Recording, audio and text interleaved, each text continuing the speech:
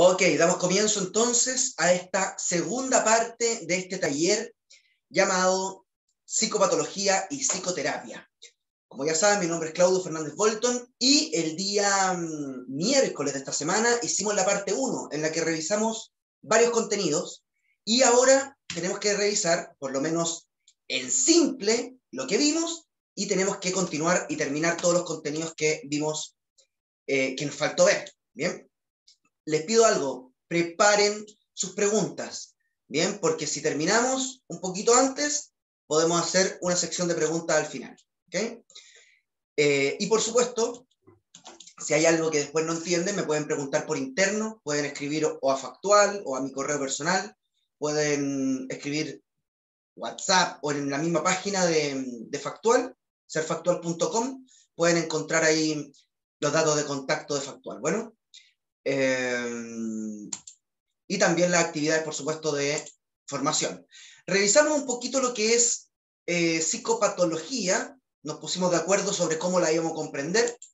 Después hablamos un poco acerca de las características generales de una psicopatología, no como disciplina, sino que como patología psicológica, porque la disciplina ya veíamos que tenía las características de ser en tercera persona, categorizada, etc. Pero cuando hablábamos de alguien con una psicopatología, veíamos que tenía, por ejemplo, la característica de ser permanente en el tiempo, la persona perdía libertad, es fruto de un cuidado, eso no lo voy a explicar de nuevo. Había un automatismo, ¿cierto? Que habíamos dicho que era un mecanismo que se repetía y estaba a la base de la sintomatología. Después hablamos sobre lo que era psicoterapia. Aquí estaban los 6 puntos, estos. Psicopatología, psicoterapia, desafíos, explicaciones, síntomas, recomendaciones. Entonces, en psicoterapia hablamos acerca de... Bueno, aquí quedamos en realidad, ¿se acuerdan? Quedamos un poquito por aquí, en el segundo punto, orientado a la cura. Y es todo lo que vimos. O sea, imagínense lo poco que avanzamos. Pero estuvo muy nutritivo. Por lo menos toqué varios puntos que van dentro del taller. Así que si quieren revisar esa grabación, por lo menos los suscriptores de Factual y los estudiantes del diplomado van a tener acceso a esa grabación de la parte 1. Y las personas que no son ni estudiantes del diplomado ni suscriptores de pago de Factual pueden comprar tal vez la grabación. Todavía no está disponible, pero en el futuro va a estar por ahí en serfactual.com. Y mucho más en el futuro tal vez se libere de forma pública en YouTube. Ok, sigamos. Hasta aquí, ya que hice este recuento. ¿Preguntas? Ustedes me van diciendo, tengo preguntas, y me van o levantando la mano o en la sección preguntas y respuestas. ¿Ok? Si no quieren hablar, pueden escribirlo ahí en la sección preguntas y respuestas. Y si es simplemente un comentario que quieren discutir con los demás, háganlo en el chat. Bueno. Ok, orientado a la cura, ¿qué significa? Que nosotros no estamos, también lo mencioné esto, que no estamos orientados a aliviar, no estamos orientados a permitir que este sea un espacio de expresión simplemente. No, eso es obvio, tiene que ser, tiene que de cierto modo aliviar, pero no es lo que andamos buscando. Lo que andamos buscando en la psicoterapia es que esto cure. Y cuando decimos que cure, nos referimos inmediatamente al último punto de esta lista, que es cuidado. Nosotros decimos, bueno, el cuidado y la cura son aspectos un poco distintos porque el cuidado siempre está, a veces de forma apropiada, como decíamos, o a veces de forma desapropiada, cuando genera síntomas, ¿cierto? Pero andamos buscando que haya un cuidado que sea, que cure. Y nosotros vamos a comprender esa cura como una forma de cuidarse en la que la persona trata con las cosas del mundo de un modo verdadero, de un modo, vamos a decir, como entero, de un modo que lo que haga sea de cierto modo congruente con quién soy. Por lo tanto, si en realidad no tengo ganas de hacer una cosa, o decido congruentemente hacerla sin ganas, o no la hago. Pero sentir que no tengo otra y padezco, perdón, o pasivamente me meto en eso, sin autoría, sin la sensación de estar siendo el autor de esta situación, y por lo tanto eso no es un cuidado con cura, es un cuidado tal vez para no tener problemas con alguien, pero no es cura, porque no está siendo entero. Lo que andamos buscando nosotros en la terapia es justamente eso, la cura. Que la persona, si se va a meter en algo incómodo, que se meta realmente con la voluntad y la autoría de decir, yo esto, ¿sabes qué? Lo voy a hacer. Y por último lo hace así, o no lo hace. Es como en las relaciones de pareja. O estoy sin autoría con alguien que me violenta, y eso, en general, las personas vienen sin autoría cuando están siendo violentadas, sea hombre o mujer. Pero podemos ver que alguien dice, ¿sabes qué? Decido durante un tiempo más, hasta que, supongamos, me afirme económicamente. Hay personas que lo han decidido así.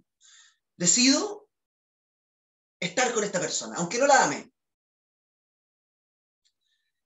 Pero tiene que ser fruto, por lo menos, de haber develado las experiencias. Si se develan bien las experiencias y a pesar de eso la persona decide tanto, tiene que saber que decidiendo tanto tiene ciertas consecuencias y bla, bla, bla, bla, bla. Pero por lo menos ya es autor de esta incomodidad de la vida. Es parte de, no una víctima de. Como decía por ahí un profesor, las personas que se trabajan en terapia, por lo menos develando experiencia, terminan siendo personas que hacen que las cosas pasen. Y ya no son personas que las cosas le pasan. Esa es la gran diferencia de alguien que está en la cura. ¿Bien? O sea, idealmente, la persona termina decidiendo por aspectos que le lleven a ser más libre, ¿cierto? Que la vida se parezca más a la vida que quieren y no a la vida que no quieren, ¿cierto? Pero no siempre es así. A mí me ha tocado una señora que me decía, sí, yo sé que no lo amo y sé que con mi marido vamos a seguir durmiendo en una cama donde estamos distanciados por 1 kilómetro en la misma cama. Pero es la vida que decidí, continuar con este matrimonio. Y sé que esto no me hace bien y sé que y lo tenía todo claro. Las experiencias no es una claridad de autoconocimiento, es una claridad, o sea, no una claridad de autoconocimiento como reflexivo o racional, no, no, es una claridad como en el acceso a la experiencia, lo que la persona la dejó así.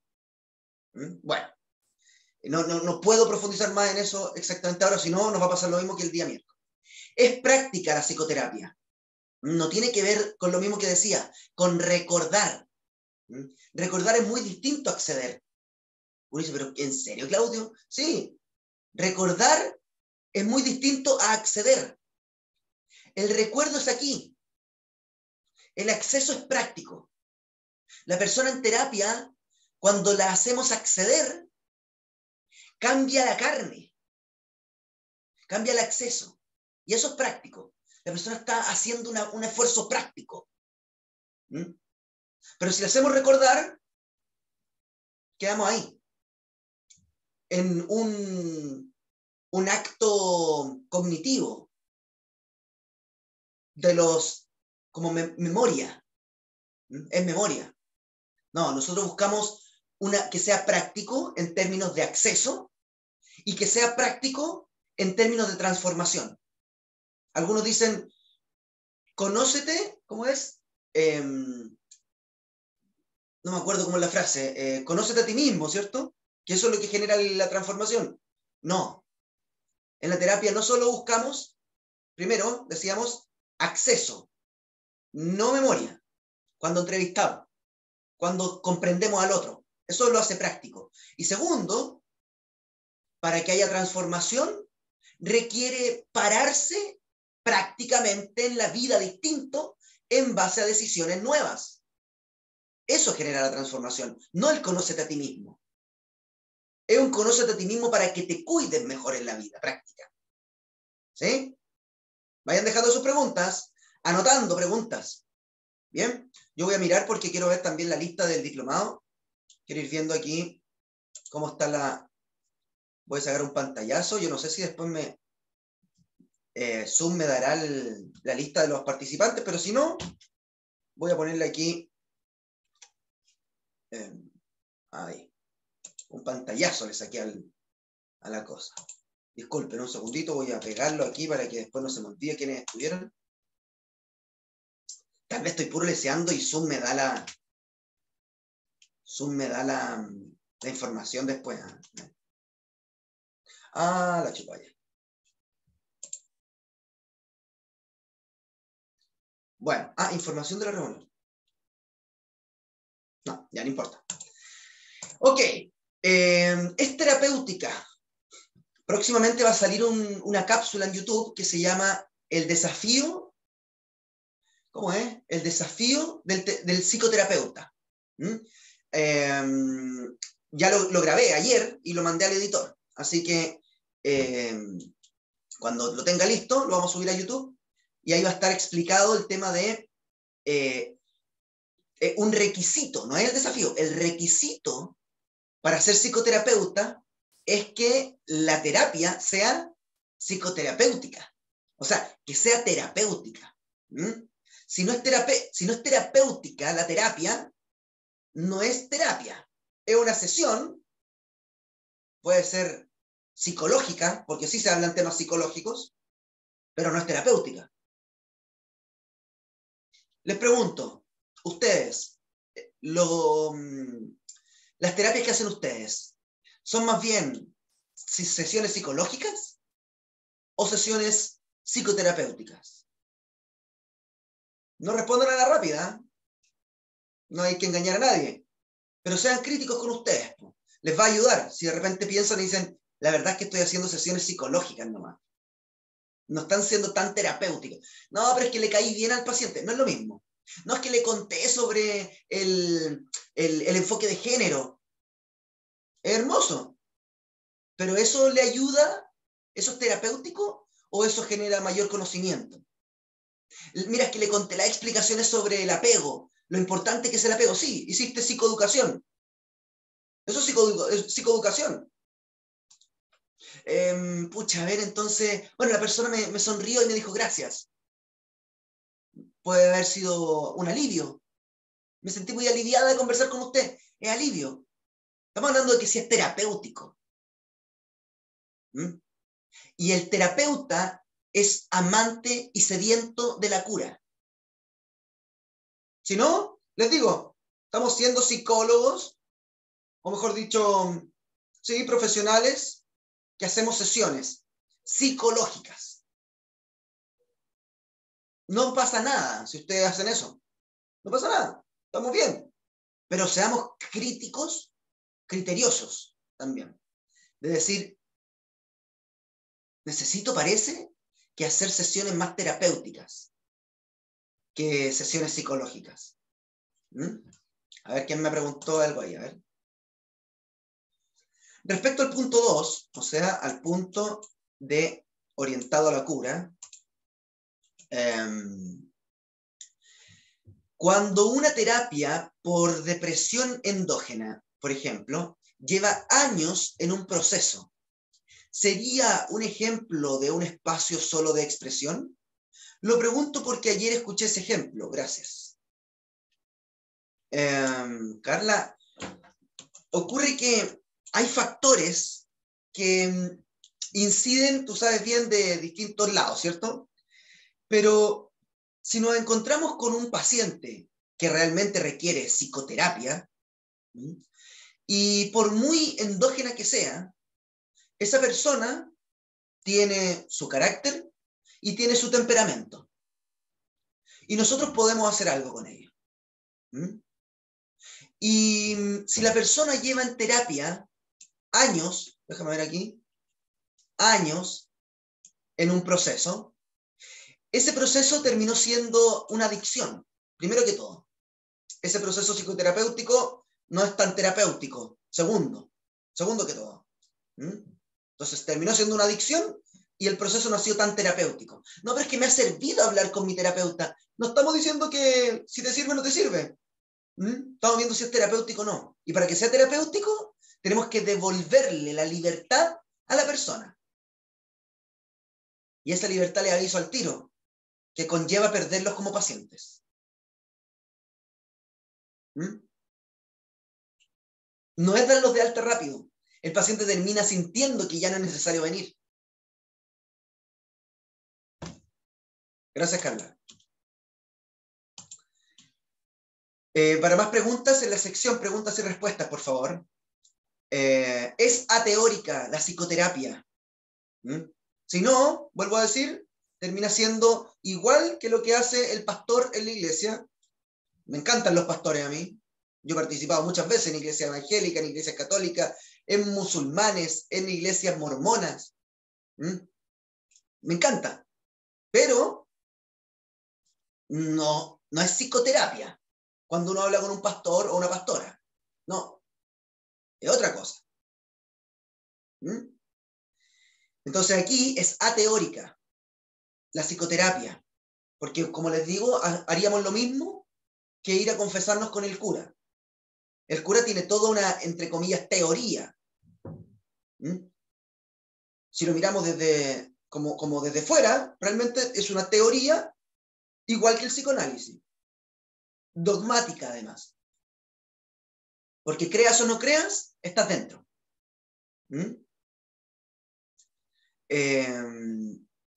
Entonces aquí no necesitamos que sea teórica, porque si no, estamos hablándole al otro desde categorías que no son las propias de él. Son categorías propias de algo que aprendí antes de conocer al otro. ¿Y por qué? Tenemos otra pregunta por ahí. En cuanto a la psicoterapia, veo que en los contextos obligatorios me ha resultado súper complejo para acceder a un espacio psicoterapéutico. ¿Sería falta de experiencia? Buena la pregunta. Mira, depende bien el tema de lo obligatorio. No siempre tiene que ser alineado con quien lo mandó. Por ejemplo, el tribunal. No siempre tenemos que estar alineados con quien mandó a la persona. Tenemos que, si viene obligado, encontrar juntos un motivo de consulta. Uno dice, pero es que Claudio, si me mandaron a la persona por agresión, por descontrol de impulso, tengo que tratar eso. Sí, pero no puedes partir por ahí. Primero, tenemos que ponernos de acuerdo con ese paciente que ya sabemos un motivo de consulta del tribunal. Pero ¿y su motivo de consulta? Ya que tenemos que estar aquí, le diría yo, tal vez no a todos, porque no es copiar, pegar, pero ya que estás aquí y tenemos que hacer estas sesiones, ¿qué te parece si trabajamos algún aspecto? Lo que sea. Porque no me cabe duda que tú vas a querer ser un poquito más feliz de lo que eres. Trabajemos en algo que te ayude a ser un poquito más feliz. ¿Qué te gustaría? Aprovechemos estas sesiones que tenemos que tenerlas, ya que estás obligado. No tengo nada. ¡Wow! O sea, estás del 1 al 10 en felicidad, estás 10. No, en realidad, por estas cuestiones que me mandan de los tribunales para acá, es que estoy 8. Ah, o sea, para ti es un problema haber tenido problemas judiciales. Sí, por supuesto. Bueno, veamos. Mi trabajo entonces contigo va a ser que no tenga más problemas judiciales, o por lo menos intentar evitarlos, o por lo menos reducirlos al mínimo. ¿Por qué estás aquí? No, porque fui violento. Recién ahí estás alineando a tu paciente con que la violencia que ejerció con tal persona es un problema. No porque te lo dijo el tribunal. Entonces, algo así te sugiero, Natalia, que hagas con estos pacientes. Tal vez ya lo haces así, pero tienes que detenerte un poquito más en definir ese motivo de consulta junto al otro, más que decir, o que se te note que estás alineada con los otros. Yo cuando hice mi práctica profesional en gendarmería, Esto se veía mucho. La hice claro, en gendarmería y mi prepráctica profesional adentro de la cárcel. Entonces, sé cuando las otras personas te están viendo como que eres del otro lado. Entonces, por ejemplo, un imputado o condenado te mira y está viendo en ti a los que son de los lados de los gendarmes o los lados de los que lo metieron preso. ¿Te fijas? Y no, tenemos que estar parados de su lado. Eso es la clave para poder acceder ahí. Patricia Real dice, que el paciente logre conectar con la emoción al recordar episodios dolorosos de su historia en la sesión, ¿es terapéutico?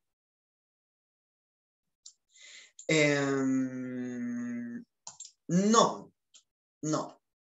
La emoción es una parte y de hecho tiende a estar teñida por el relato. Por ejemplo, si yo pierdo a alguien importante en mi vida, ya sea porque se fue lejos, se murió, y me quedo parado como una víctima. Déjenme correr esto para allá. Ahí. Y si me quedo parado como una víctima y empiezo a sentir que se haya ido esta persona me pone muy triste y solo, y de repente voy sintiendo que necesito terapia, voy a ir donde ti, Patricia, y te voy a decir, mira, logro conectar con la emoción al recordar episodios dolorosos. Entonces, me conecto con que tengo mucha tristeza. Me duele recordar que tal persona se fue. Eso no es. No hemos llegado ni a la mitad. Porque nuestro trabajo no es hablar solamente de lo mal que se siente y lo mal que lo hizo sentir alguna cosa. No. Nuestra gran pregunta es el cómo y el por qué. ¿Cómo es que la ida de esa persona terminó siendo tan dolorosa para ti?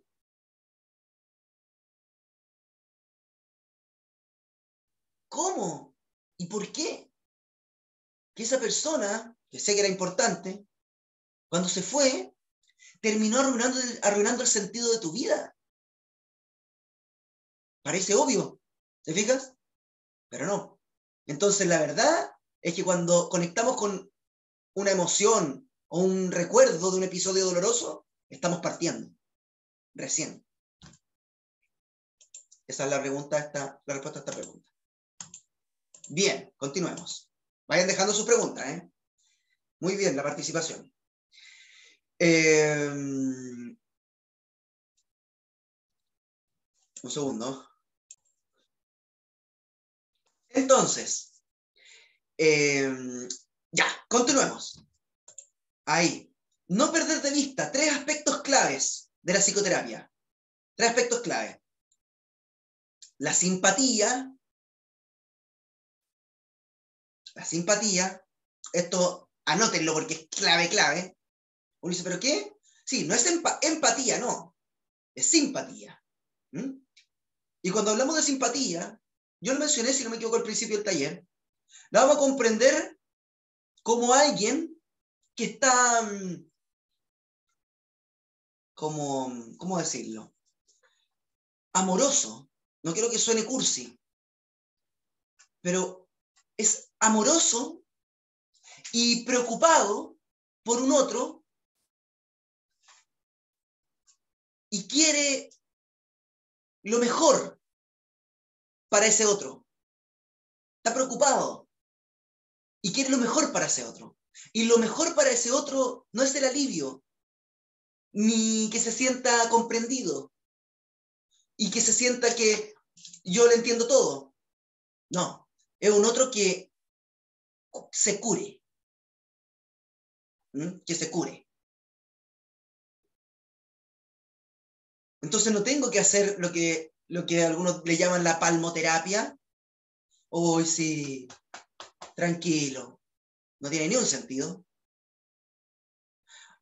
oh, sí, te entiendo, cuando en realidad no tenemos que estar entendiendo algo que es obvio, y por entenderlo como obvio, estamos impidiendo la pregunta de no te entiendo. Por ejemplo, lo que decía hace un rato, este ejemplo que le puse a la Patricia. Es obvio que la persona se haya sentido mal, que se le haya muerto una persona tan importante. Es obvio. Pero si yo me pongo empático y digo, te entiendo que te haya dolido mucho esa partida, estoy bloqueando la psicoterapia. ¿Mm? Como me importa el otro realmente, no tengo que ser empático, tengo que ser simpático. Y eso es preocuparme para que el otro esté mejor, pero mejor de lo mejor, o sea, la cura, no el alivio. Y para eso le pregunto, ¿sabes que no te entiendo bien? ¿Cómo es que la partida de esa persona pudo haber generado este nivel de dolor? Este nivel de pérdida de sentido de la vida. ¿Por qué? Porque que lo sufras lo entiendo. Que lo sufras lo entiendo. Que hayas quedado así, no lo entiendo. Explícame. Eso es simpático. Es un terapeuta que está realmente luchando por volverse terapéutico. Por eso digo no perder de vista estos 3 puntos que son clave. Porque si queremos hacer sesiones psicoterapéuticas, tienen que ser simpáticas. Y no lo piensen como entretenidas. O sea, entretenidas van a ser, por supuesto, porque la persona está cambiando su vida. Pero no me refiero a simpático de dicharachero. Experto en. ¿En qué somos expertos? Comenten en el chat. Mientras tanto voy a irme al punto del tiempo, ¿ya? Pero escriban en el chat. ¿En qué somos expertos en psicoterapia?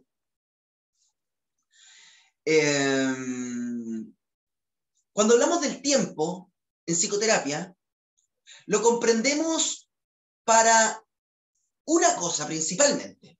Bueno, ya, para dos. La primera tiene que ver al preguntar. ¿Mm? Al preguntar, usamos la comprensión del tiempo porque si yo les pregunto por un momento puntual, sin el contexto previo ni el contexto anticipado del futuro, estamos comprendiendo un momento de forma muerta o lineal o cronológica. Y el tiempo no podemos comprenderlo así en psicoterapia. Cuando hago una pregunta, comprendo el tiempo de forma cairológica, que es un tiempo que en un instante se encuentra el pasado, el presente y el futuro. Está todo puesto en juego ahí. Y es por eso que cuando hablamos de ¿qué te dolió ahí?, no solo preguntamos el ahí como presente, sino que es un ahí hacia y desde. O sea, la cara de esa persona no es cualquiera, es alguien con quien tengo una historia, por eso duele como duele, pero no solo por eso, es porque que me haya puesto esa cara abre el futuro de un modo doloroso o por lo menos incómodo. Si logramos hacer preguntas que logren develar la experiencia con tiempo, vamos a estar haciendo preguntas mucho más cercanas a la experiencia emocional. ¿Alguien quiere preguntarme? ¿Alguien quiere tal vez ofrecerse para preguntarle algo concreto en 5 minutos, algo de la vida, del modo 1, que sería sin tiempo cairológico, y le pregunto después algo parecido, pero haciendo preguntas, comprendiendo el tiempo de forma cairológica? Si alguien se ofrece a ser preguntado por mí, adelante. Me avisa por el chat. Ya, experto en, a ver qué dijeron. ¿Cómo se diferencia entre...? Javiera, tienes que hacer las preguntas en la sección preguntas y respuestas, por si acaso. La Patricia dice, aquí en el chat está bien, esto los comentarios, dice, hacer preguntas, experto en hacer preguntas, No. Sí y no. Sí y no. Porque en realidad todos los terapeutas son expertos en hacer preguntas. Solo que hacen preguntas cargadas de teoría a veces, ¿cierto? Vidalogía, el Carlos Vidal dice, en acceder a la vivencia del otro. Ya, por ahí está mejor. No, Javiera, no es un link. Tienes que ir ahí abajo, donde en el menú de Zoom vas a encontrar la sección chat, pero también vas a encontrar la sección preguntas y respuestas. ¿Ya? El Carlos tiene más razón, ¿te fijas? Porque dice, en acceder a la vivencia del otro. Claro, somos expertos en un método. Somos expertos en un método de acceso a la experiencia del otro. Eso sí, no tenemos idea que el apego evitante genera depresivos, que un apego más coercitivo genera fóbicos. No tenemos idea. Que una persona de familias con límites difusos y familias intromisivas o que quieren tener hijos complacientes genera trastornos de la conducta alimentaria. No tenemos idea de eso. No. Somos expertos en la experiencia del otro. Bien. Aquí tenemos una pregunta de Natalia Medina. Dice, ¿qué pasa cuando me molesta una situación? ¿Cómo me regulo con eso? ¿O un paciente me cae mal? Bien, buena pregunta, Natalia. Estas son preguntas, ¿se fijan? Estas son preguntas que me gusta responder aquí en los talleres. O sea, no solo este tipo, también puedo hacer preguntas de todo tipo, pero me gustan las preguntas que son como arriesgándose, ¿se fijan? Arriesgándose. Bien. La Natalia comenta sobre esta emoción que podemos tener con nuestros pacientes. Lo primero que puede hacer Natalia es supervisarte. Eso es lo primero. ¿Ya? ¿Por qué? Porque si algo te está molestando, tiene harto que ver contigo. Harto que ver contigo. Y si te está molestando es porque además la situación te está como superando un poco. Te está un poco superando. Entonces, no significa que un paciente sea traspasador de límites sea un problema tuyo, no. Pero que ya te esté molestando su traspasada de límite es que no estás pudiendo dejarle claro los límites y no te está pescando. Porque si, por ejemplo, a mí un paciente traspasara el límite como me pasó, que me dijo, después de una sesión, me dijo, oye, ¿y a qué hora sales? ¿Vamos a tomar una cervecita? Me dijo una persona. Ya, esa tal vez está simple, poner el límite ahí. Pero es importante que lo dejemos bien claro para que no vuelva a ocurrir. Entonces, la persona se iba yendo y la tiró, oye, y te espero a la salida. Y yo la devolví. Ven. Y le dejé muy claro, mira, te voy a decir una cosa.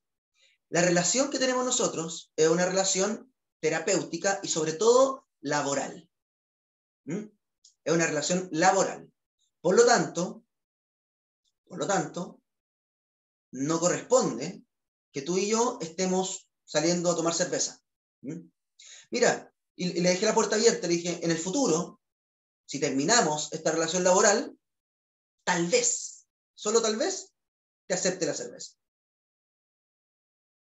¿Bien? Entonces, no le quedó pero ni una duda de mi postura. Nunca más me invitó. ¿Se fijan?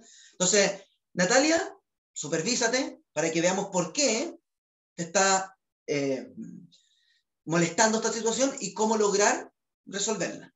¿Bien? ¿Cómo es la diferencia entre simpatía y empatía?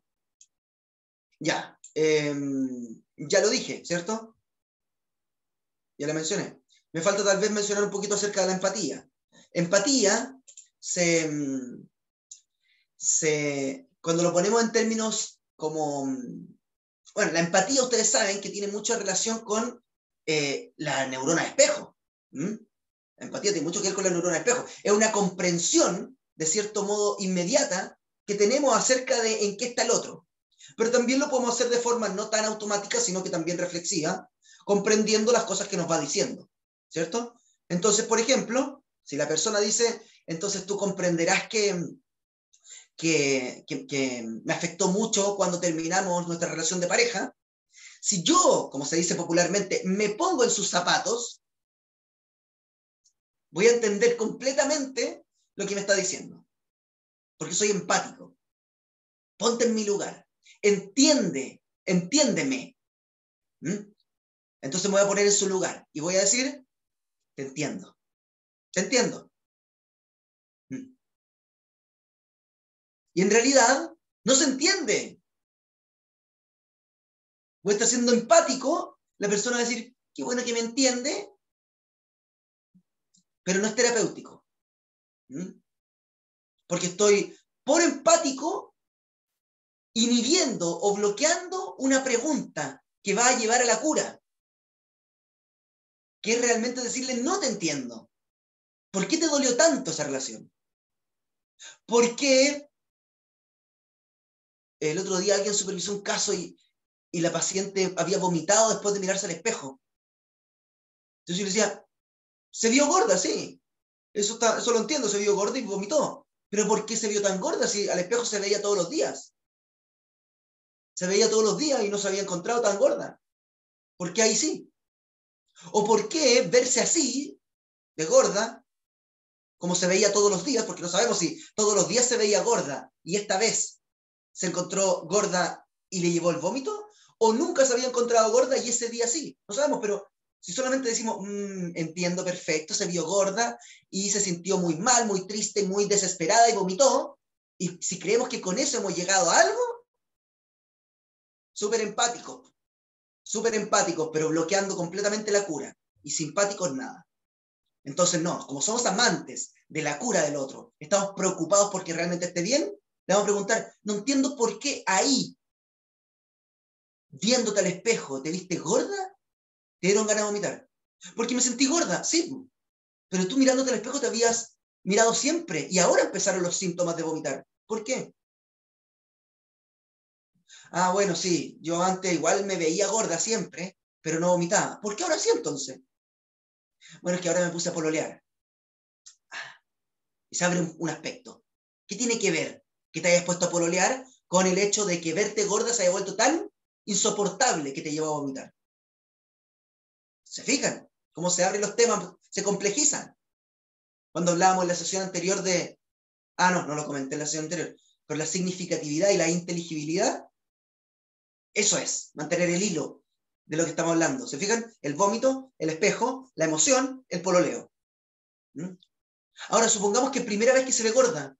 No, pues si tú habías mirado al espejo antes y no te habías encontrado gorda. ¿Por qué ahí sí te encontraste gorda? No sé. Veamos. ¿Por qué? Bueno, eso, Javiera, con respecto a la simpatía y la empatía. Así que esa empatía que tanto nos dicen que hay que tener, un poquito dañina, ¿eh? Ok, entonces expertos en un método ateórico de acceso a la experiencia emocional.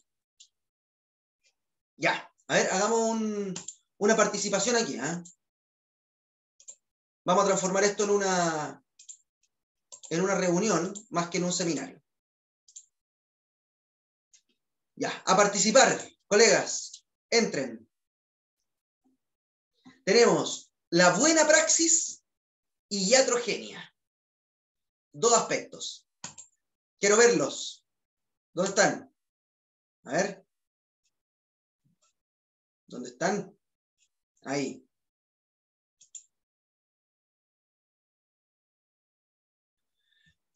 Vamos.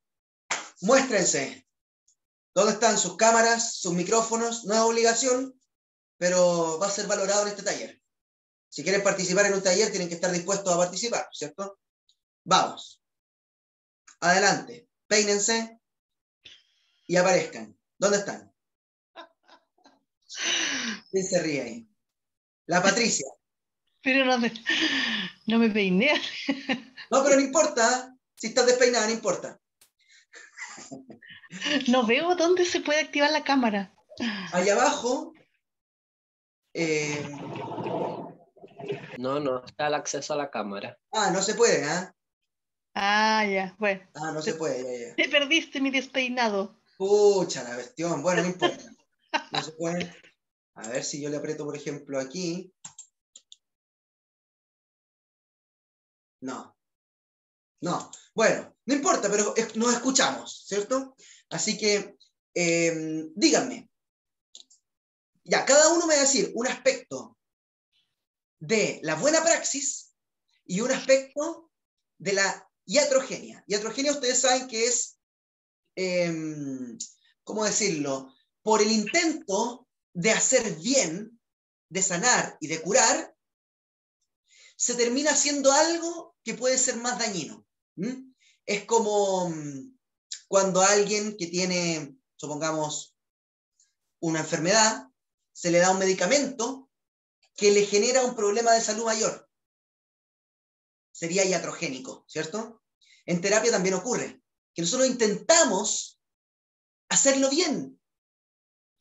Y por contarle todas nuestras explicaciones, teorías, bla, bla, bla, bla, la persona termina obstaculizando más aún el acceso a lo que le pasa realmente. Y ahora cree todo lo que el terapeuta le dijo. O sea, una capa más de bloqueo hacia esto. Terminó siendo iatrogénica nuestra intervención. Y tenemos pacientes que salen expertos. Oh, sí, mira, la psicóloga me dijo que yo soy muy bueno para reprimir. O la psicóloga me dijo que debo desidentificarme de mi ego. O tengo en las vidas pasadas tal cosa. No, una psicóloga que es vidente me dijo que en el futuro iba a estar todo bien, así que démosle nomás. No, en realidad me dijo una psicóloga que no es culpa mía, y tampoco soy responsable de que me toquen en mis relaciones puros hombres violentos, porque en realidad los hombres son violentos. Entonces, así es la vida. En realidad, ya. Vamos entonces. En sus micrófonos, quiero escucharlos, sí. Así que, si alguien estaba viajando, parece, alguien puso por ahí. A ver. La Natalia va viajando. Bueno, Natalia, ahí, un hablar, despacito. Una característica, Patricia, de la buena praxis. Mm.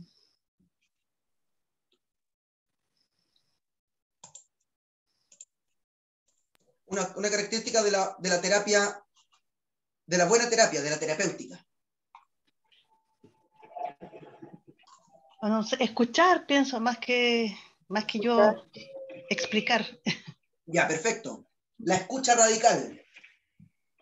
Muy bien. Un segundo. Voy a ir anotando lo que van diciendo. Me parece muy Yo creo importante. que también dentro de lo... Esperen. Una por persona, ¿cierto? ¿Esa fue la Patricia? Sí. La Patricia, ¿cierto? Ya, Patricia dijo la escucha radical. Una por persona. Una que sea iatrogénica, Patricia.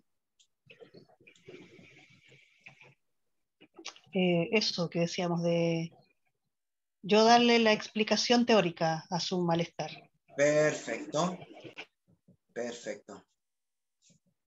Ya, ¿quién más? La Natalia Medina creo que quería decir algo.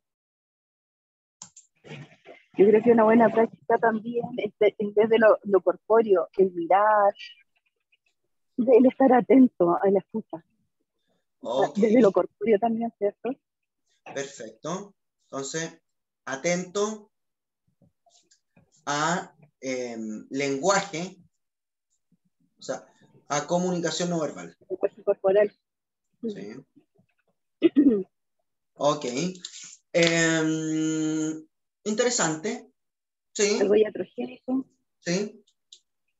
Sí, porque lo que pasa es cuando tú puedes estar muy atento, pero cuando tú no haces un contacto visual, no estás atento a las emociones, a lo que está narrando esa persona, Sí. creo que Bien, tampoco lo toma como empatía. perfecto. Vamos a lo iatrogénico. Hipotetizar, el, Hipotetizar. el cuando para hacer hipótesis, Ya. cuando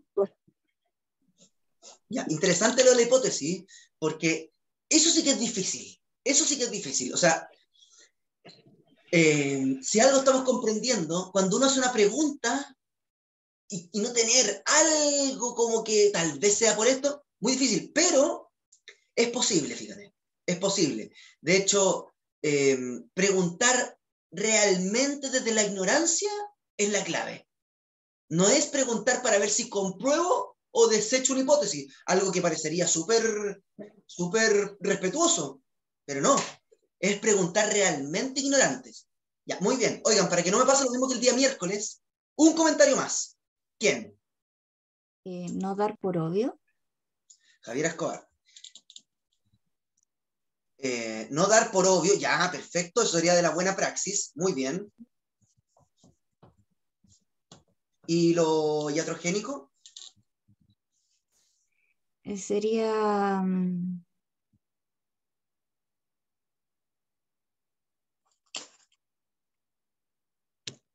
quedarse desde el primer momento, o sea, quedarse desde las primeras palabras que dice la persona. Bien, bien. Apegarse al texto. Ya, eso le llamamos el texto, lo que trae la persona, lo que dice, lo que dice que le pasa, que realmente no es lo que le pasa. O sea, es, pero no es, ¿eh? No es lo profundo. Quedarnos en eso, exactamente. Y decir, oye, pero si ya la paciente lo dijo. Sí, pero necesitamos comprender por qué o cómo llegó a eso. Eso es lo importante. Ya, última, porque el Carlos había levantado la mano y, nos vamos, y continuamos con la presentación. Gracias, Javiera. Carlos Vidal.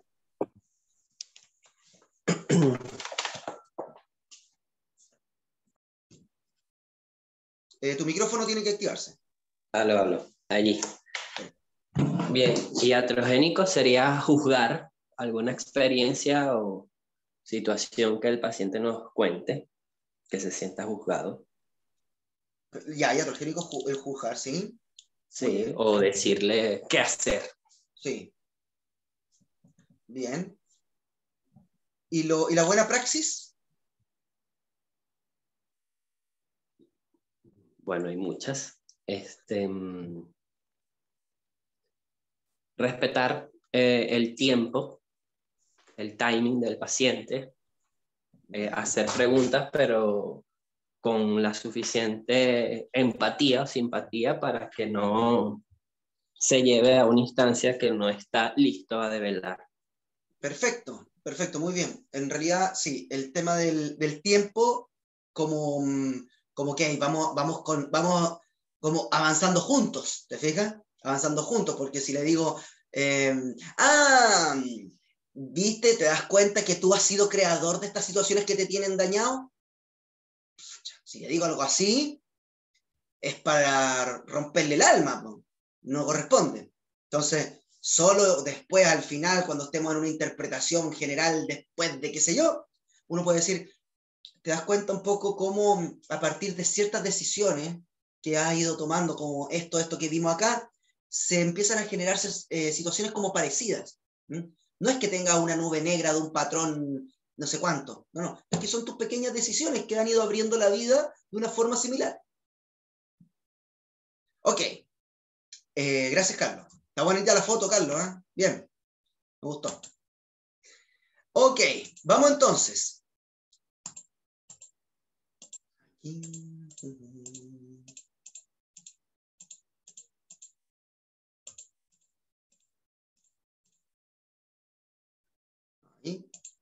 Ahí. Continuamos. Gracias por la participación, ¿eh? Muy bien. Desafíos. Tenemos que estar centrados en 4 pilares. Escribamos juntos 4 pilares con el desafío del terapeuta. Ok, los desafíos. Fíjense, el gran desafío que va a aparecer próximamente en esa cápsula que les digo, el desafío del terapeuta es que la persona pueda volver a ser quien es. Que la otra persona pueda volver a ser quien es. Fíjense.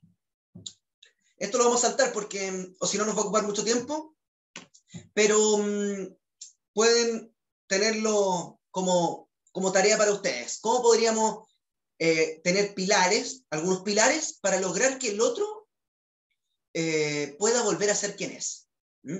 Yo pondría uno aquí que diría algo así como enfocados en la experiencia de quiebre, que es lo que nosotros le llamamos experiencia de quiebre, es aquel momento, una experiencia emocional en la que la persona ya no pudo seguir siendo quien es.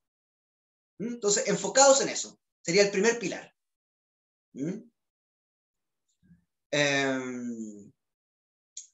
Así que vayan después ustedes completando cuáles van a ser los pilares que van a tener en la terapia.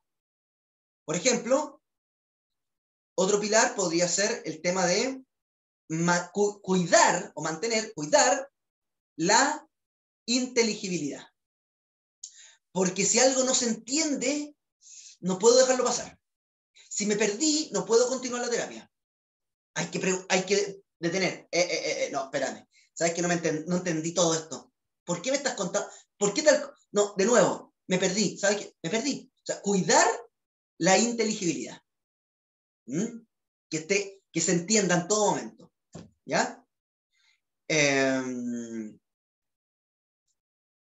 Tener un método indicario.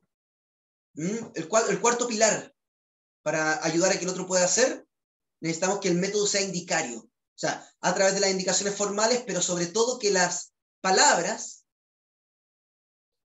que el paciente nos dice, la comprendamos como una indicación, más que como algo completo. Es algo que está de cierto modo apuntando otra cosa para comprenderse mejor. Si yo siento pena, no puedo quedarme ahí. Esa pena que me acaba de decir, pena, está apuntando algo. ¿Por qué pena? Porque me quedé solo. Solo es otro concepto que indica. Bueno. Sigamos. Sugerencias para acercarse. Oigan, que esto está bonito. Está bonito esto. No quiero pasarlo rápido, ¿no? Déjenme ver la hora. Espérenme. ¿Dónde está mi celular? Acá.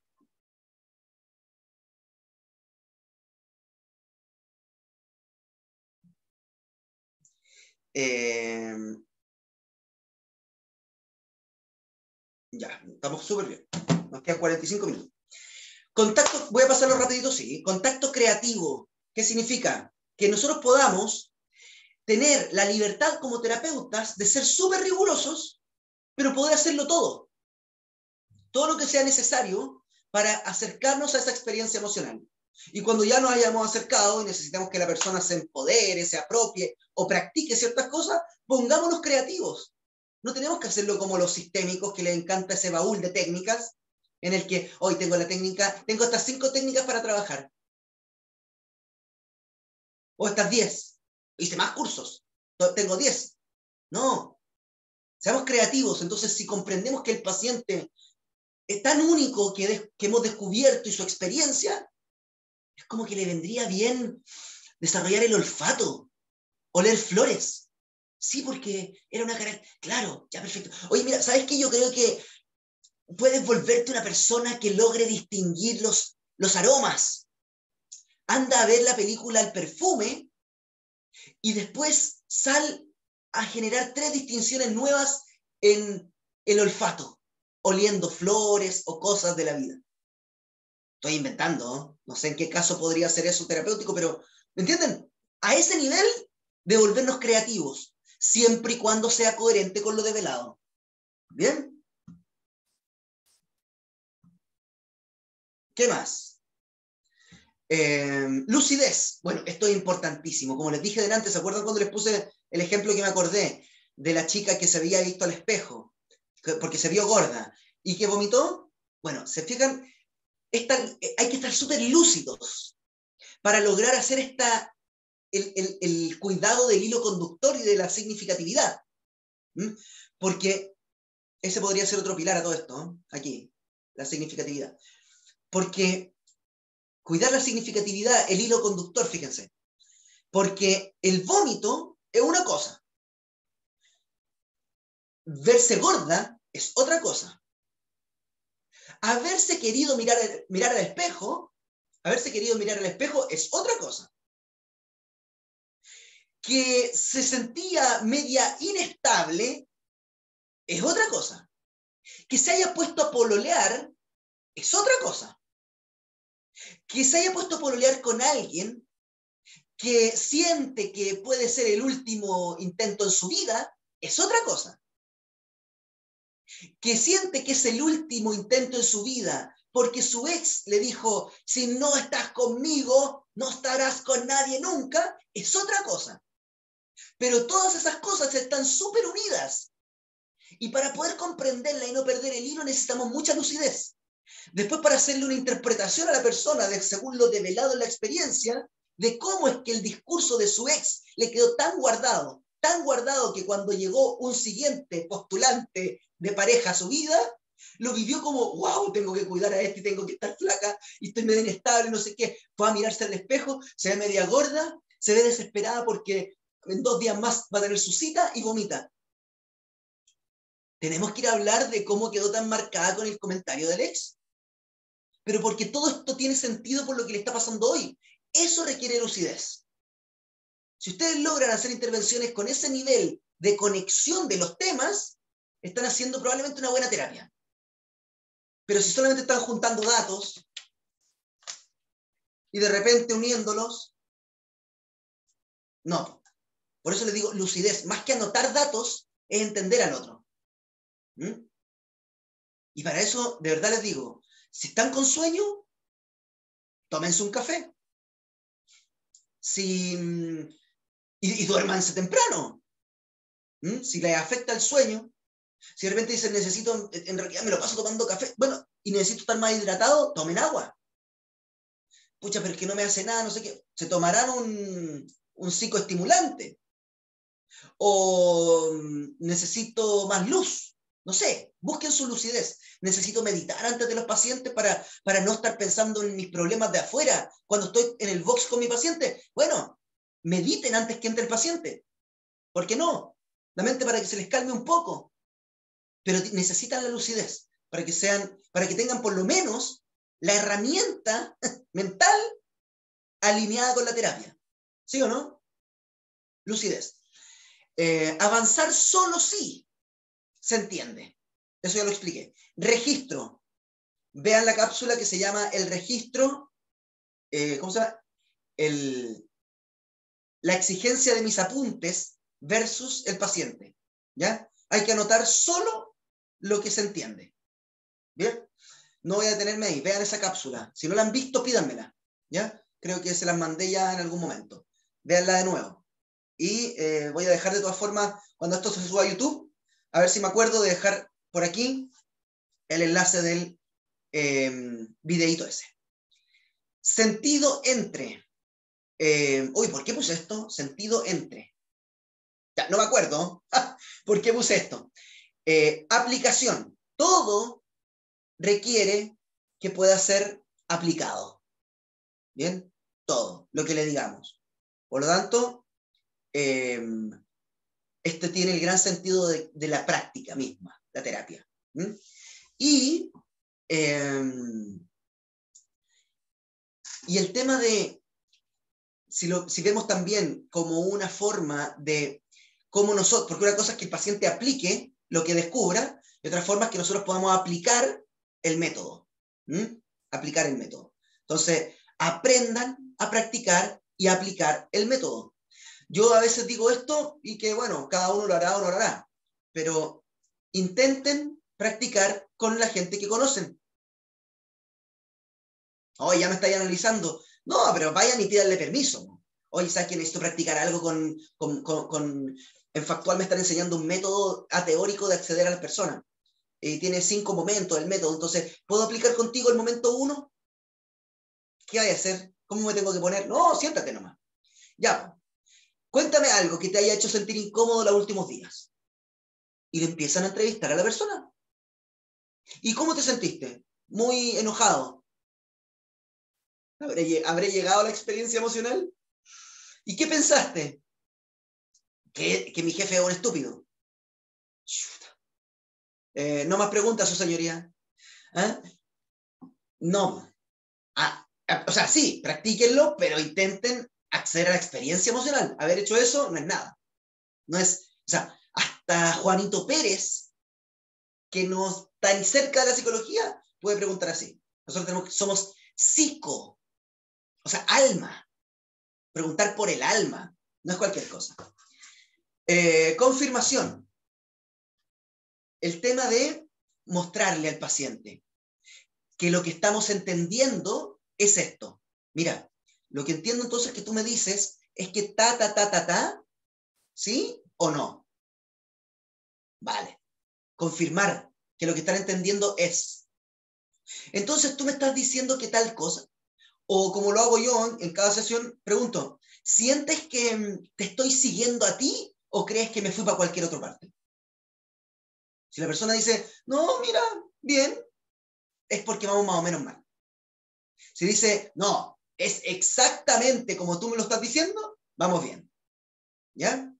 Asombro. Permitir asombrarse, porque si ustedes están haciendo preguntas a alguien que no conocen,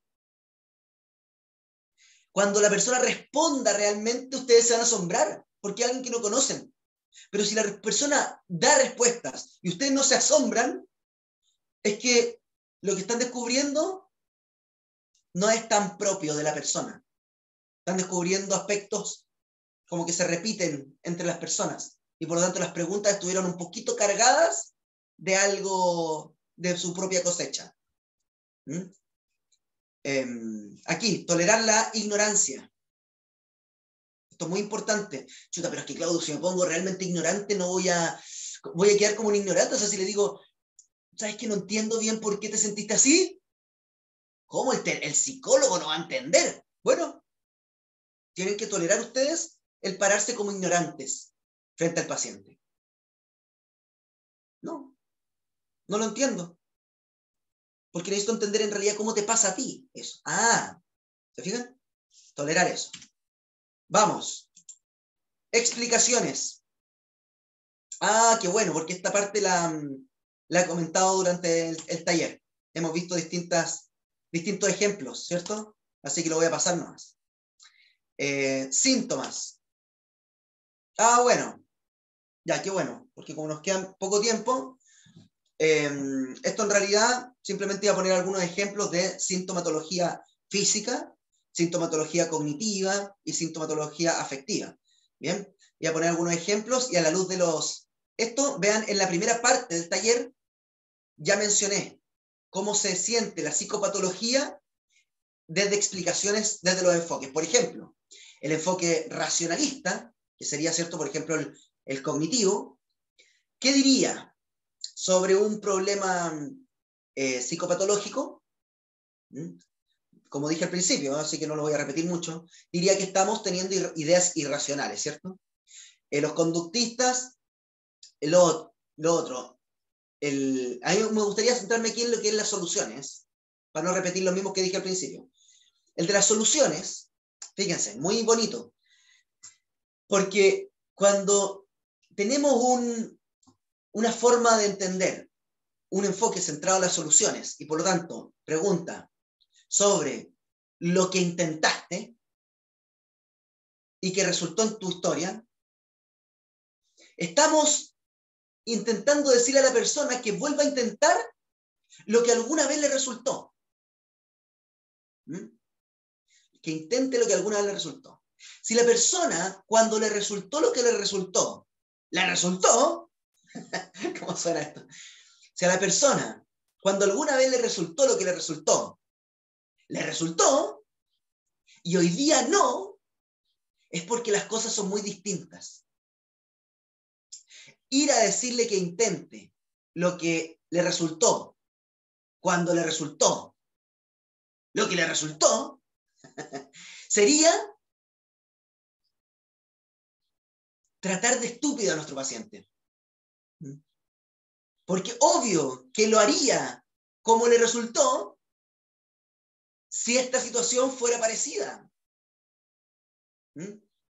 Obvio.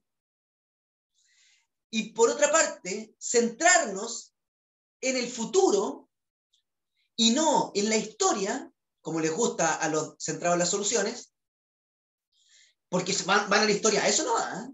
A preguntar no por el problema, a preguntar por las soluciones intentadas. ¿Mm? Y de ahí se van al futuro, a intentar ver cómo esto puede mejorar el futuro nomás. ¿Mm? Y usan también la externalización del problema, o sea, todo mal, según mi punto. ¿Mm? Centrarse en el futuro y no en la historia es quedarse con alguien parado igual, que se va a esforzar en hacer las cosas como alguna vez le resultó, pero parado igual. No tenemos idea cómo lograr que la persona, cómo llegó a pararse como se paró, quién le quebró su identidad, etc. Tengo un video ahí en Factual, en el canal de YouTube de Factual, que se llama Terapia Central a las Soluciones. Es muy cortito el video, es antiguo, aparezco barbón, como me gustaba usar la barba cuando estaba casado. Oye, hablo como un cincuentón, cuando estuve casado en aquel tiempo. Y ahí pueden verlo. El enfoque narrativo. Estos narrativistas tienen buenas intenciones también. Buenas intenciones, pero ya no quiero pelar. Avancemos. Síntomas. Entonces, conductuales. Ustedes saben, ¿qué síntomas conductuales podemos encontrar?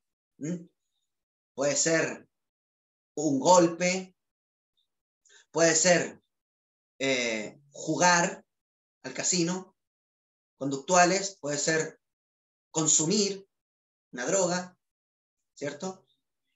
En los conductuales también podríamos poner un poquito los corporales, también, ¿cierto? Puede estar, en los cognitivos, puede estar una obsesión, ¿cierto? Pensamientos catastróficos, ¿cierto? Etcétera. La hipocondría, yo también la pondría un poquito entre lo corporal y lo cognitivo, la hipocondría. Pero ojo, que separarlos, así como lo estamos viendo ahora, no tiene ningún sentido porque en realidad siempre se dan los tres. Siempre se dan los tres. ¿Ya? Afectivos, estamos hablando de depresión, ¿cierto? Y todo lo que tenga que ver con más síntomas emocionales. Pero ¿por qué les digo que se dan todos juntos siempre? Porque que yo me sienta de una forma hace relucir aspectos del mundo que me pongo a pensar. Y comprender o ver esas cosas del mundo así relucidas me lleva a moverme de una u otra forma. ¿Cierto? Moverme de una u otra forma me lleva a ver las cosas de una u otra forma y a pensarlas de una u otra forma.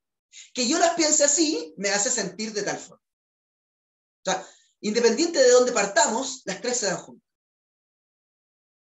¿Bien? Y nosotros necesitamos preguntar por ellas.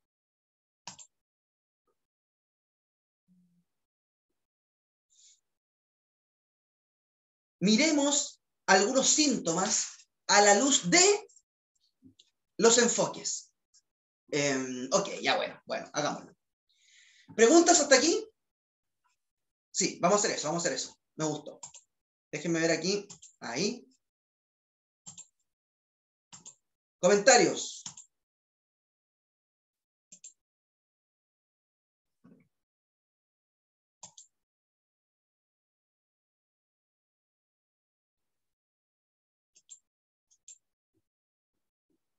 Vamos. ¿Hay alguien? Comentarios si quieren en el chat. ¿Qué pasa si aprieto esto? Uy, estoy solo. Estoy solo. Vamos. Ahí. No hay nadie. ¿Quién quiere si quiere hablar? Hoy tengo que sacar esa vista, me veo muy ridículo. Ahí.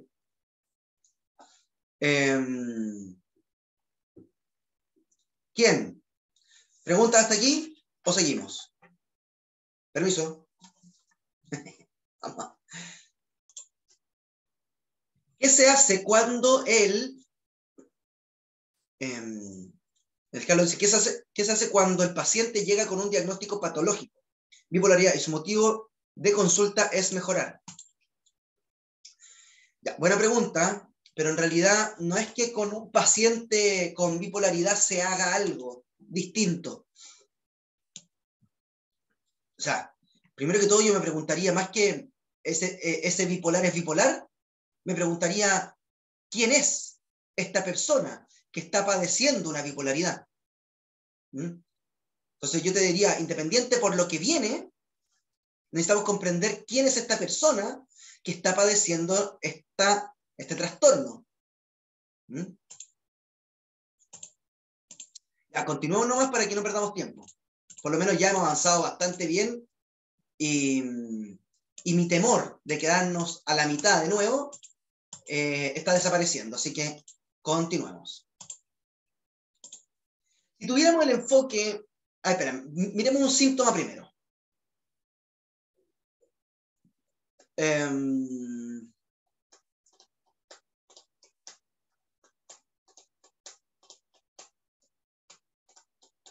Ya, pues quedémonos con un síntoma de una persona que está un poco bulímica, ¿bien? Un poco bulímica. Miremos esos síntomas, los síntomas de la bulimia a la luz de los enfoques. ¿Qué diría un enfoque narrativista? Gringo, no fenomenológico. Sistémico, narrativo. Diría algo así como que están afectando las narrativas dominantes en su vida y que necesitamos ver cuál es el personaje de esta narración y ayudarle a crear una narrativa alternativa. Y que en este caso la persona probablemente tiene temas en que se comprende a sí misma como tengo que ser flaca para ser aceptada, por ejemplo, ¿cierto? Muy parecido, por eso para mí los sistémicos y los cognitivo-conductuales son lo mismo, muy parecido a lo que haría un cognitivista, solo que en vez de hablar de narración y cambiarle una narrativa, iría a cambiar creencias. Exactamente lo mismo. Un enfoque psicodinámico, ¿qué diría? Esa persona está probablemente con unos aspectos medio simbióticos. Medio simbióticos en la relación con los demás. Probablemente no hubo una buena diferenciación con su madre. Vamos a ir a hablar acerca de su madre. Descríbeme a tu madre, diría un psicodinámico. Descríbeme a tu madre. Y si la persona responde, mi madre es súper simpática conmigo, súper buena conmigo, me cuida, diría, hay simbiosis aquí. ¿Saben por qué? Porque le preguntó el terapeuta, háblame de tu madre, ¿cómo es tu madre? Y esta persona respondió sobre cómo es con ella, o cómo ella, cómo se relaciona con ella. Y la pregunta era, háblame de tu mamá, ¿cómo es ella? Bueno, son cosas de los psicodinámicos. Que no significa que esté mal, solo que se centran en aspectos que pueden ser, pero también pueden no ser. Un constructivista diría algo así como, tenemos un patrón de apego, probablemente, que está a la base de las comprensiones o las interpretaciones que hace, y por lo tanto la persona, cada vez que tiene una experiencia, va comprendiendo la realidad por cómo ya es. Una verdad que es creada por el observador, ¿cierto? Los constructivistas, o sea, muy maturanesco.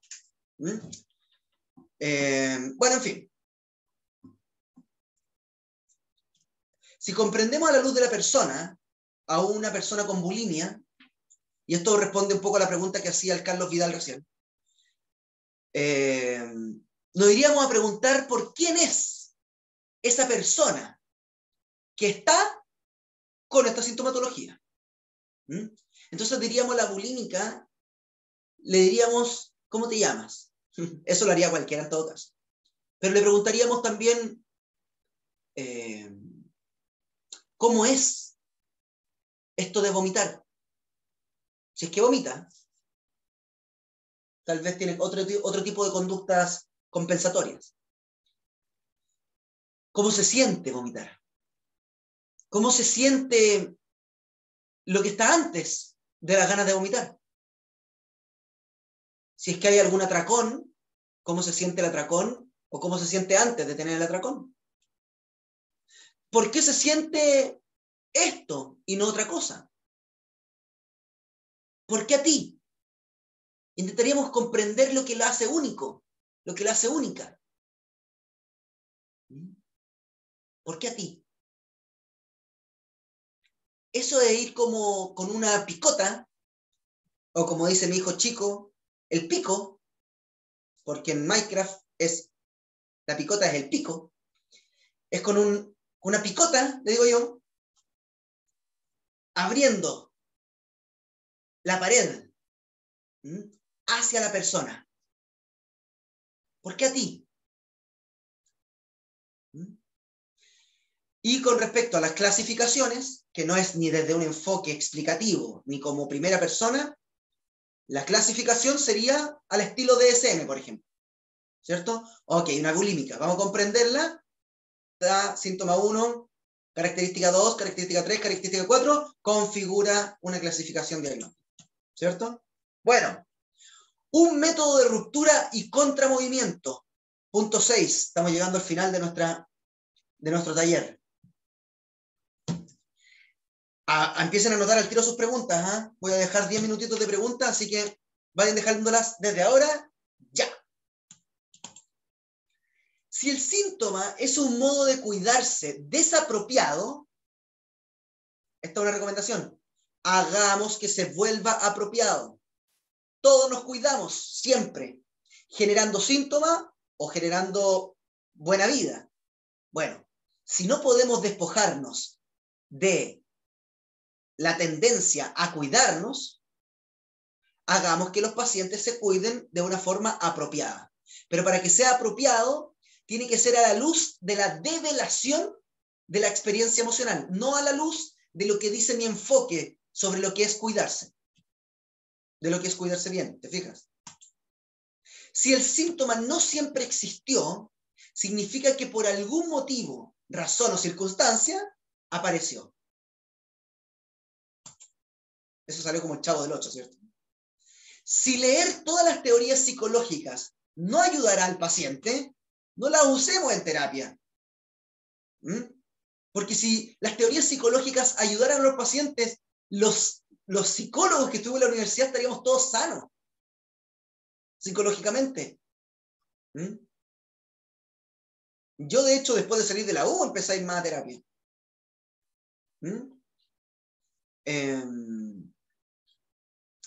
Me aparecieron más temas, creo. Entonces, imagínense, como decía un profesor en la universidad, el que entra sano a estudiar psicología, sale medio rayado. El que entra medio rayado a estudiar psicología, sale loco. No lo decía exactamente así, pero a eso se refería. Entonces, hacía referencia a las personas que entraban a estudiar psicología creyendo que es una terapia de 5 años. y nada que ver. Bien, entonces les digo, si leer teorías psicológicas no ayudará al paciente, no las usemos en terapia. ¿Cierto? Son cosas distintas.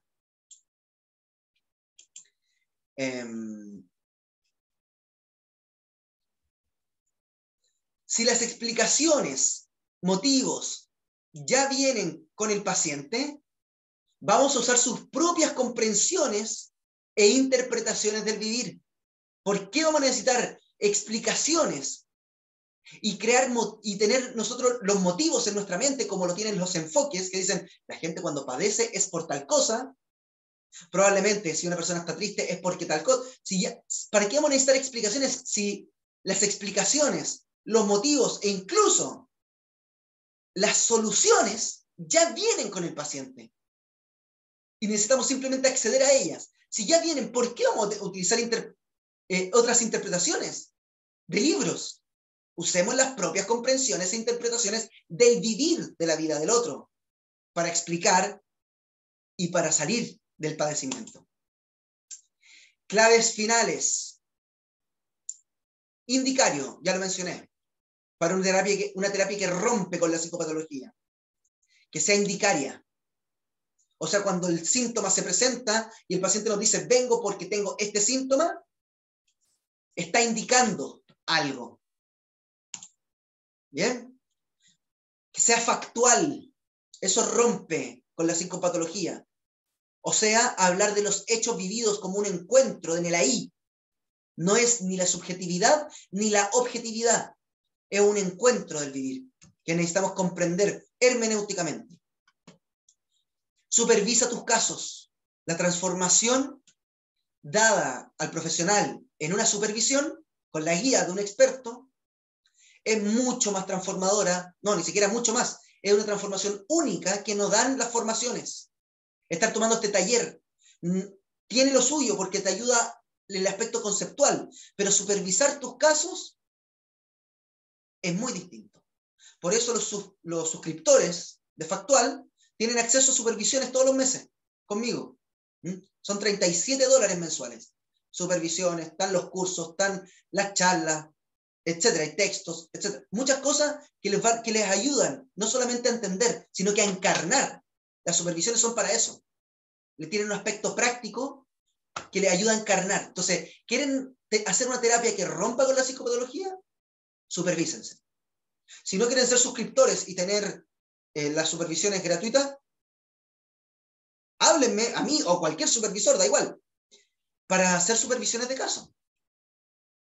Ustedes que están en el diplomado, a veces abrimos los cupos para agendar supervisiones de caso. Utilícenlas. O sea, cuando yo diga, vamos a abrir los enlaces, repleten la agenda mía con sesiones. De hecho, este martes tenemos sesiones, ¿cierto? No, perdón, el lunes. El lunes, sí. Bueno, continuamos. Encarna el método, lo mismo que estaba diciendo. Acá miren la cosa que puse, a Milton Erickson. Yo creo que a Milton Erickson lo malinterpretaron los seguidores, como que encasillaron su modo creativo de ser terapeuta. Lo encasillaron y lo mataron. Pero Erickson era muy creativo. Y simplemente dejé esta frase, miren, la mente inconsciente es muy brillante. El inconsciente es mucho más listo, sensato y rápido. Entiende mejor. Obviamente, cuando él habla del inconsciente, en realidad nosotros vamos a cambiar esta frase un poco, que diga como la experiencia prereflexiva. ¿Bien? Entonces, la experiencia prereflexiva es muy brillante. Es más lista, sensata y rápida. Entiende mejor. Así que vayan a volverse menos reflexivos en terapia, menos reflexivos, e intenten como sentir también si están entendiendo bien o no están entendiendo bien. No se lo pregunten tanto acá arriba. Vayan y estoy entendiendo, estoy anotando, sí, por supuesto. Estoy preguntando, sí, por supuesto. Pero estoy entendiendo. No es si la cosa tiene un orden lógico acá. Es si está sintiéndose el entendimiento. Esa inteligibilidad es emocional para el terapeuta. Bueno, aquí les dejo algunas cositas que les podrían interesar.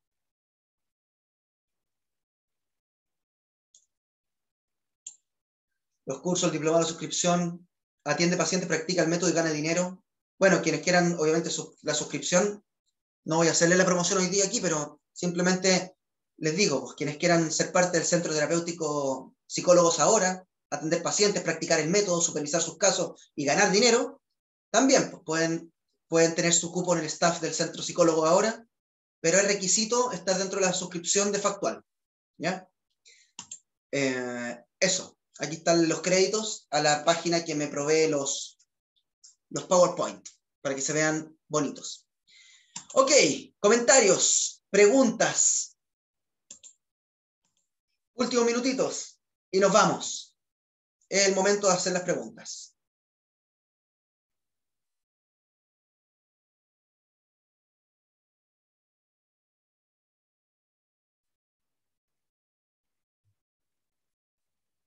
Se le fue el internet a la Natalia, ¿eh?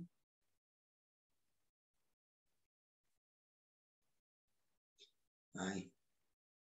Bueno, parece que no hay preguntas. ¿Nos vamos? ¿O no nos vamos?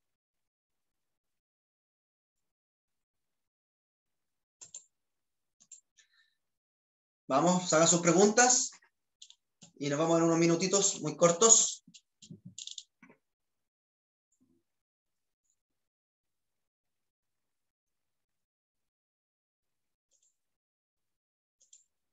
Voy a hacerle una pequeña encuesta cortita. Una encuesta de satisfacción muy cortita, va a ser anónima. Así que...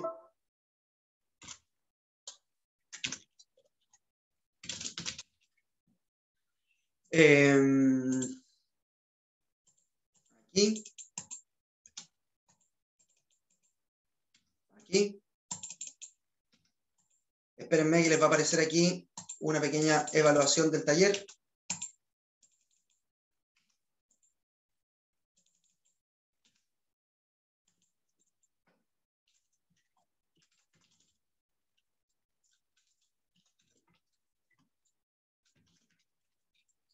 Ahí.